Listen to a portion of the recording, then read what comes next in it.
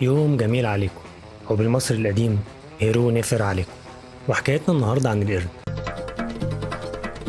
ما سمعتش يا غايب حدوتة حتتنا.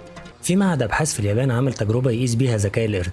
اتعرضت أرقام من 1 ل9 على شاشة لمدة ثواني، وبعد ما الأرقام اختفت القرد افتكر أماكنها وضغط عليها بالترتيب في سرعة مع دقة من غير ما يغلط.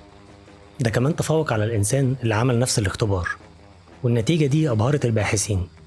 بصراحة يعني حاجة تجنن.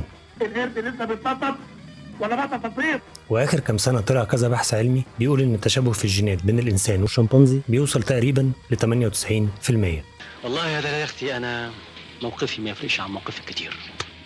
ذكاء بقى وفراسه القرد لاحظها المصري القديم من زمان، بالذات في نوع من القرود اسمه البابون، وده عرفناه من الرسومات على الجدران والاحجار او التماثيل.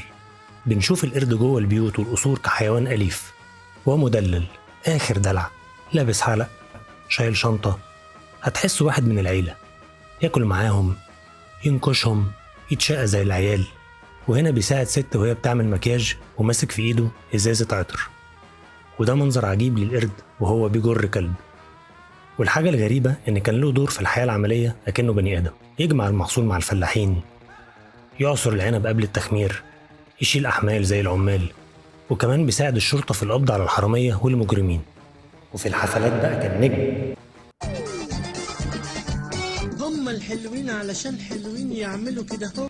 يرقص مع فرقة موسيقية، يقلد مغني، يعزف على الهارب أو الناي.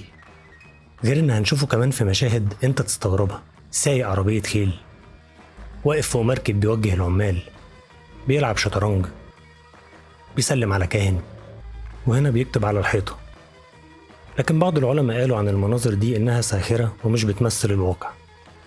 وجنب بقى كل ده القرد كان مقدس، له مهابة واحترام وتقدير كبير، وده هنتكلم عليه في حلقة لوحدها. الخلاصة، القرد ما كانش مجرد حيوان عند المصري القديم، ده كان صاحبه وشريكه في تفاصيل الحياة اليومية.